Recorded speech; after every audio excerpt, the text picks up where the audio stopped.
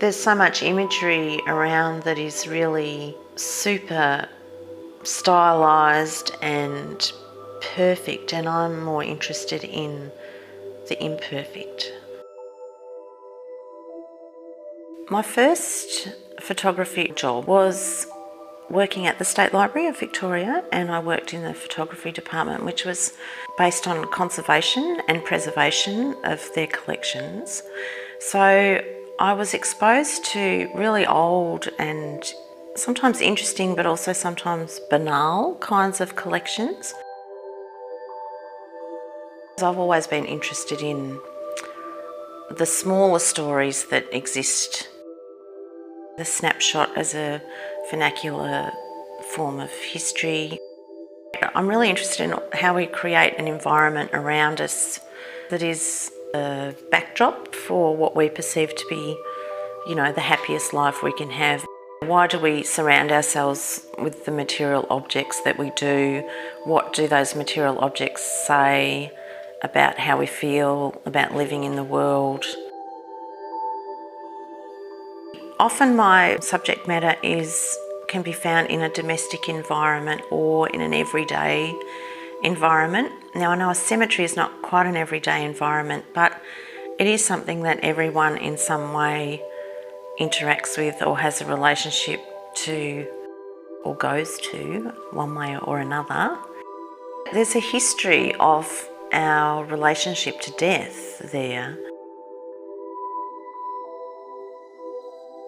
I've visited many cemeteries within maybe 120 kilometre radius of Bendigo. The trend for people to bring objects and place them on the grave and thereby make a collaborative kind of installation of things or of tributes is really relatively new. Things which have been placed there with love or with symbolic significance,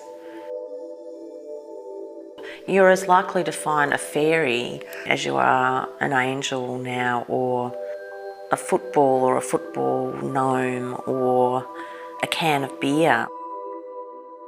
And the role that that object is somehow intended to play has shifted. By tending the grave, by showing that someone cares, and no matter how much they do that, time takes over and eventually that, can't be sustained. So the object then takes on a different meaning, which is like the failure of that gesture or the futility in a way of that gesture. So it's back to that idea of trying to freeze time, of the cemetery being a place, which is untouched by time, but in fact you're surrounded by the futility of that when you go there.